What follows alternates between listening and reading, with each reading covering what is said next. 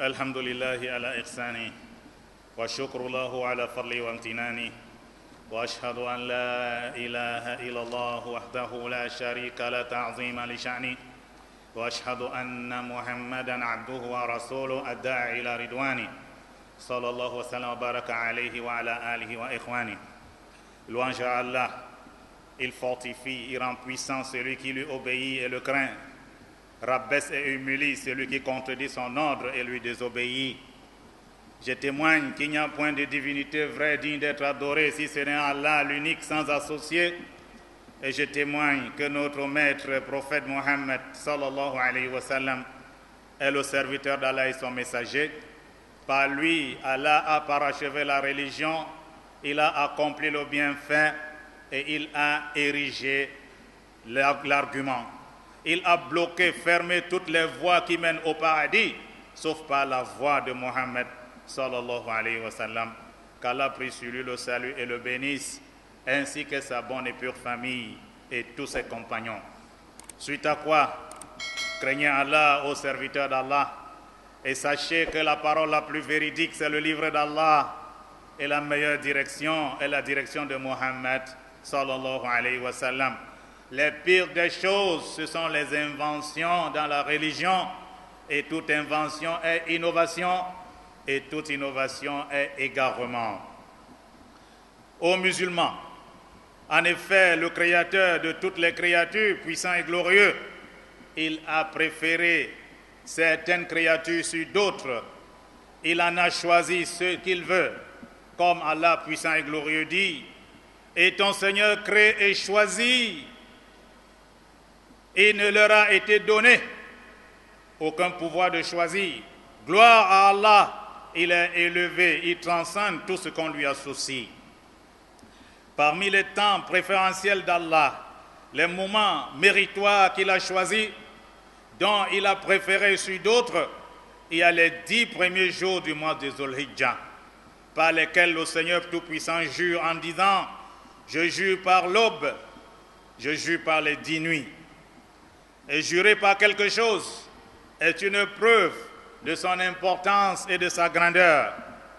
En effet, Abdullah ibn Abbas, Az-Zubayr parmi les compagnons, Mujahid parmi les tabi'in et autres, parmi les grands savants, parmi les prédécesseurs et ceux qui les ont suivis, ils ont dit, concernant le sens de la parole d'Allah par les 10 nuits, ils ont dit ce sont les 10 premiers jours du mois de Zulhijjah.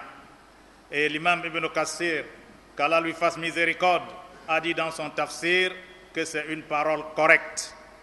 En effet, le prophète sallallahu alayhi wa sallam a annoncé que ce sont les meilleurs jours et que les bonnes œuvres dans ces jours-là sont grandes en récompense. En effet, l'imam al-Bukhari et l'imam at-Tirmizi rapportent tous les deux du hadith d'Abdullah ibn Abbas, qu'Allah soit satisfait de lui et de son père, que le prophète sallallahu alayhi wa sallam a dit: il n'y a pas de jour pendant lesquels les bonnes œuvres sont aussi aimées que ces 10 jours. Et les compagnons lui demandèrent: ô messager d'Allah, même pas le combat dans le sentier d'Allah avait tout ce qu'il a comme mérite? Il a dit, le messager d'Allah sallallahu alayhi wa sallam, même pas le combat dans le sentier d'Allah, sauf celui qui sort avec sa personne et son argent et ne revient avec rien. Il dépense tout et il se fait tuer. Il se meurt au combat. Et l'imam Ahmed rapporte dans son Musnad du hadith d'Abdullah ibn Umar radiyallahu anhuma, qu'Allah soit satisfait de lui et de son père, que le prophète sallallahu alayhi wa sallam a dit: il n'y a pas de jour aussi grandiose auprès d'Allah et aussi aimé. Il n'y a pas de jour aussi grandiose auprès d'Allah et dont les œuvres là-dedans sont plus aimées que ces 10 jours. Multiplier dans ces 10 jours la célébration de l'unicité d'Allah, la ilaha illallah, la grandeur d'Allah, le takbir, Allahu Akbar, et la louange à Allah, le tahmid, alhamdulillah. Et les vérificateurs de ces hadiths, ils ont dit que c'est un hadith authentique. Cette année-ci, ces jours méritoires, les 10 premiers jours du mois de Zulhijjah, commenceront lundi ou mardi prochain Inch'Allah. Nous sommes le 27 aujourd'hui. Dimanche, ce sera le 29. On va chercher le croissant. En tout cas, on va écouter du côté de la maison sacrée. Ça, c'est eux qui vont nous fixer le jour d'Arafat, parce qu'il n'y a pas Arafat au Cameroun. Il y a Arafat au Cameroun. Vous allez aussi regarder le ciel. Hein? Non. Aux musulmans, dans ces 10 jours, il y a le jour d'Arafat, le jour du sacrifice et le jour de l'installation. Ce sont les plus grands jours auprès d'Allah. L'imam Abu Daoud rapporte dans son Sunan du hadith d'Abdullah bin Qurt, qu'Allah soit satisfait de lui, que le prophète sallallahu alayhi wa sallam a dit: les jours les plus grands auprès d'Allah, le très élevé, c'est le jour du sacrifice et le jour de l'établissement, le jour où on s'installe. Il s'agit donc du 11e jour du mois de Zulhijjah, un jour après le jour du sacrifice. Ce hadith a été authentifié dans le Sahih de Sunan Abu Daoud par le Cheikh Al-Albani, qu'Allah lui fasse miséricorde. Le jour d'Arafat est un jour dont nous n'ignorons pas le mérite. Sauf très peu parmi les musulmans ignorent le mérite du jour d'Arafat. En effet, l'imam Muslim a rapporté dans son Sahih du hadith d'Aïcha, qu'Allah soit satisfait d'elle, que le messager d'Allah sallallahu alayhi wa sallam a dit: il n'y a pas de jour dans lequel Allah a franchi beaucoup de l'enfer comme le jour d'Arafat. Et ce jour-là, il se rapproche des pèlerins qui sont au mont Arafat. Il se rapproche d'eux. Allah sait comment il se rapproche. Il nous a informé qu'il se rapproche et il se vante d'eux auprès des anges. Il dit: mais que veulent-ils? Et alors qu'il sait. C'est le jour du pardon et de l'affranchissement du feu de l'enfer. Son jeûne est cause d'expiation de 2 années. L'imam Muslim et l'imam At-Tirmizi, tous les deux ont rapporté du hadith d'Abu Qatada, qu'Allah soit satisfait de lui, que le prophète sallallahu alayhi wa sallam a dit: le jeûne du jour d'Arafat, j'ai espoir en Allah qu'il soit cause d'expiation de l'année passée, donc de l'année d'après, c'est-à-dire l'année qui vient et l'année précédente, dans 2 années. Nous reviendrons sur le mérite du jour du sacrifice et du jour d'installation dans nos prochaines khutbahs, si Allah le veut. L'imam Ibn Hajar, qu'Allah lui fasse miséricorde, il dit à propos de ces 10 jours, de ces 10 premiers jours du mois de Zulhijjah, il dit: ce qui apparaît que la raison du privilège de ces 10 jours, c'est que c'est le lieu où se réunissent les plus grandes adorations, telles que la prière, le jeûne, l'aumône, le pèlerinage. Et dans aucun moment, aucune saison, ces adorations ne sont réunies comme dans les 10 premiers jours du mois de Zulhijjah. C'est pour cela, aux musulmans, qu'il convient à celui qu'Allah a ajusté à connaître les mérites de ces jours et dont Allah lui a allongé la vie, de faire beaucoup d'efforts pendant ces jours avec les bonnes œuvres, d'y multiplier les bonnes œuvres et les bonnes actions. Les prédécesseurs pieux de notre communauté, parmi les Sahaba et ceux qui les ont suivis, ils faisaient tellement d'efforts, beaucoup d'efforts pendant ces 10 jours, ces 10 jours-là. Et Saïd bin Jubayr, parmi les Tabi'in par exemple, il faisait tellement d'efforts, de grands efforts dans ce mois, dans ces 10 jours, que souvent même il faisait des actes qui n'étaient même pas, il s'en est fallu de peu qu'il ne soit même pas capable d'accomplir. Ce ne sont que quelques jours comptés, quelques 10 jours comptés, et puis ça va partir. Donc, ne ratez pas, ne perdez pas cette occasion en or. Ô musulmans, parmi les bonnes œuvres dans les 10 jours, premièrement, il y a le pèlerinage à la maison sacrée d'Allah. Le pèlerinage fait partie des œuvres les plus méritoires et des actes d'adoration qui rapprochent d'Allah subhanahu wa ta'ala.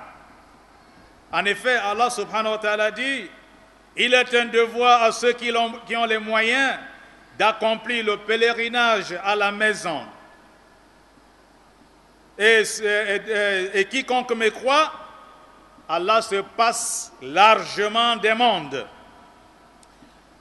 Les imams Al-Bukhari et Muslim rapportent du hadith d'Abdullah ibn Umar, qu'Allah soit satisfait de lui et de son père, que le prophète sallallahu alayhi wa sallam a dit: l'islam est construit sur 5 piliers.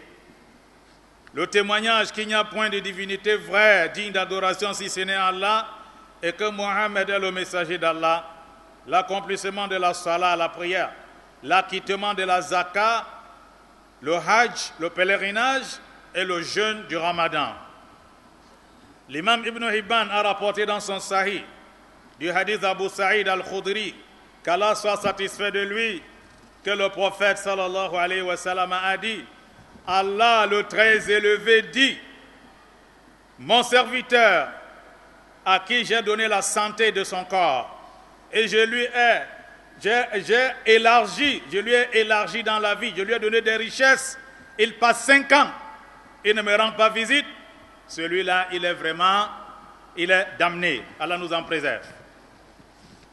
Parmi les bonnes œuvres dans ces 10 jours, il y a le jeûne.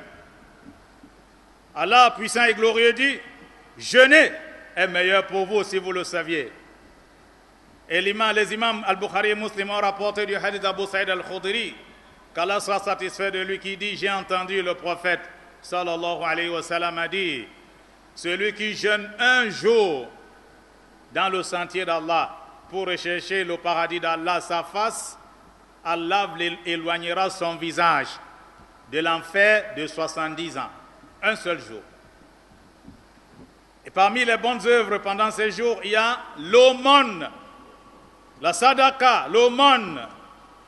Allah subhanahu wa ta'ala dit: ceux qui dépensent de leur richesse dans le sentier d'Allah, puis ne font pas suivre leur largesse d'un tort ou d'un rappel ou d'un tort, ceux-là ont leur récompense auprès d'Allah, nulle peur sur eux et ils ne seront point affligés.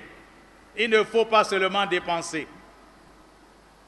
Il ne faut pas seulement dépenser dans le sentier d'Allah, mais il ne faut pas rappeler. Si je ne t'avais pas donné, tu allais faire comment? Il ne faut pas aussi utiliser ça pour humilier quelqu'un. Vraiment celui-là. Si ce n'est pas moi, c'est qui ne vit pas. Donc, il faut dépenser dans le sentier d'Allah, mais il faut craindre de détruire la récompense de sa dépense. L'imam At-Tirmidhi rapporte dans son Sunan du hadith de Muaz bin Jabal, qu'Allah soit satisfait de lui, que le prophète sallallahu alayhi wa sallam a dit dans les conseils qu'il donnait à Muaz bin Jabal lorsqu'il lui a demandé: ô messager d'Allah, renseigne-moi sur ce qui me fera entrer au paradis et m'éloignera du feu. Parmi les conseils qu'il lui a donnés, il a dit: l'aumône efface les péchés comme l'eau éteint le feu. Parmi les bonnes œuvres, pendant ces 10 jours, Allah puissant et glorieux dit, il y a donc ici le rappel, l'évocation d'Allah, le zikr. Allah puissant et glorieux dit: ceux qui, debout, assis et couchés sur leur côté, évoquent Allah et réfléchissent sur la création des cieux et de la terre et disent: Seigneur, tu n'as pas créé ceci en vain. Notre Seigneur, tu n'as pas créé ceci en vain. Gloire à toi. Protège-nous du châtiment de l'enfer. Les imams Al-Bukhari et Muslim rapportent du hadith d'Abu Huraira, qu'Allah soit satisfait de lui, que le prophète sallallahu alayhi wa sallam a dit: Allah, le très élevé, a dit: je suis ce que mon serviteur pense de moi. Je suis avec lui lorsqu'il m'évoque, il se rappelle de moi. S'il me rappelle en lui-même, s'il m'évoque en lui-même, je l'évoquerai aussi en moi-même. S'il me rappelle dans une assemblée, je l'évoquerai dans une assemblée meilleure que son assemblée. Il s'agit de l'assemblée des anges. L'imam Ibn Qayyim, rahimahullah, il dit: s'il n'y avait dans le zikr que ce mérite seul, ça aurait suffi comme mérite et noblesse. Si ce n'était que ça, mais il y a beaucoup d'autres récompenses dans le zikr. Les anges couvrent cet endroit, la miséricorde descend, la quiétude descend, ainsi de suite. Il y a tellement de récompenses du zikr. Le zikr, de façon générale, et le takbir de façon particulière sont les rites de ces jours. Dès qu'on va annoncer l'entrée de Zulhijjah, le takbir a commencé. Chacun fait comme il veut partout où il se trouve. À partir du matin du jour d'Arafat, le takbir se stabilise derrière les prières obligatoires jusqu'à la fin du jusqu'au 13e jour de Zulhijjah. Après la prière de Asr, le takbir s'arrête. On a compris. Alors, nous avons déjà vu, il y a le hadith, Allah subhanahu wa ta'ala dit, et rappeler et évoquer le nom de leur Seigneur dans les jours connus. Les jours connus, ce sont les jours de Zulhijjah, les 10 premiers jours. Et nous avons déjà vu le hadith dans lequel le prophète sallallahu alayhi wa sallam a dit, multipliez pendant ces jours la célébration de l'unicité d'Allah, le tahlil, la ilaha illallah, le takbir, la grandeur d'Allah, le takbir et la louange d'Allah, alhamdulillah. Abdullah ibn Umar et Abu Huraira, qu'Allah soit satisfait de deux, ils sortaient au marché pendant les 10 jours. Ils proclamaient la grandeur d'Allah, ils faisaient le takbir et les gens aussi les suivaient dans le takbir. Les pieux prédécesseurs, qu'Allah leur fasse miséricorde, ils faisaient beaucoup d'efforts pour faire vivre ce rituel pendant ces jours, le rituel du takbir. Et la description du takbir est, la formule du takbir c'est ceci, Allahu Akbar, Allahu Akbar, Allahu Akbar, La ilaha illallah, Allahu Akbar, Allahu Akbar, Walillahil hamd. Il y a aussi beaucoup d'autres bonnes œuvres comme la bonté envers les parents, les proches, le voisin et autres. Donc, tout ce qu'il y a comme bonne œuvre, c'est recommandé pendant cette période glorieuse, cette période méritoire. Et dans la sunna aux musulmans, il est recommandé que lorsque ces 10 jours entrent, celui qui veut sacrifier, celui qui a l'intention de sacrifier, qu'il ne touche à rien de ses cheveux comme de ses ongles. D'après Salama, qu'Allah subhanahu wa ta'ala me bénisse ainsi que vous et nous fasse profiter de ce qu'il y a dans le Coran comme verset et rappel sage. Après ma parole, si j'implore le pardon d'Allah subhanahu wa ta'ala pour moi et pour vous. Summa sallu wa sallimu ala rahmatil muhdah wa ni'matil musdah nabiyyikum Muhammadin rasulillah faqad amarakum bidhalika rabbukum fi muhkami tanzilihi faqala wa huwa sadiqu fi qilihi qawlan karima inna allaha wa malaikatahu yusalluna ala an-nabi ya ayyuhalladhina amanu sallu alayhi wa sallimu taslima اللهم صل وسلم وبارك على عبدك ورسولك نبينا محمد الحبيب المصطفى والنبي المجتبى وعلى آله طيبين الطاهرين وعلى أزواجه أمهات المؤمنين وارض اللهم عن الخلفاء الأربعة الراشدين أبي بكر وعمر وعثمان وعلي وعن الصحابة أجمعين والتابعين ومن تبعهم بإحسان إلى يوم الدين وأنا معهم بعفوك وجودك وإحسانك يا أكرم الأكرمين اللهم أعز الإسلام والمسلمين